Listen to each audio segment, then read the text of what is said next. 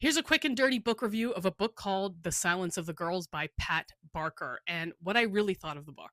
Now, The Silence of the Girls by Pat Barker is almost a female forward perspective feminist retelling of the Iliad, specifically through the eyes of Brasileus, who is a captor of Achilles during the Trojan War. And you get the full on perspective of what it's like for her to essentially live in captivity and her relationship with Achilles and his feud with Agamemnon during this period of time. And all of these kinds of relationships and dynamics are really interesting. And really, this is the stuff that really pulled me into wanting to read this book.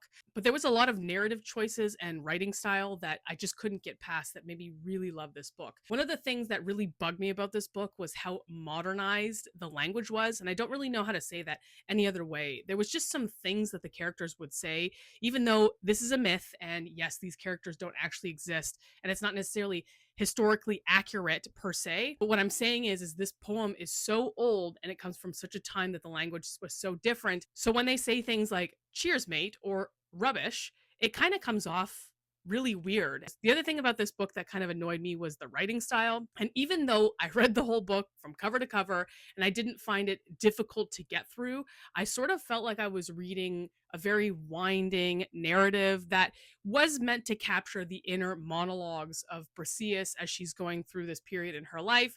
And it makes sense that sometimes the sentences would be wandering. It ended up almost feeling like word vomit. I don't know how to say it any better. It does make for easy reading, but then it also made it feel like the story wasn't as sharp as and structured as it could have been. Now, all of these things could have been narrative choices by the author that I've totally missed. I didn't really do my research before going into this book. But I have to say, even though I didn't really gel with some of the narrative and writing styles of this book, it was an interesting story and it's a really cool way to re-examine a very old ancient tale. So I am kind of interested in continuing on with this series. I'm not interested enough that I would go out and buy it for 25 bucks, but if I find it thrifting, maybe I will read it again. Let me know in the comments what your experience of it was, but I have a feeling there's a lot more other authors out there who do Greek mythology retellings much better than this. If you know any, let me know in the comments. And if you like hearing about books like this, I talk about books like this all the time on my channel. So give me a follow and I'll see you in the comments.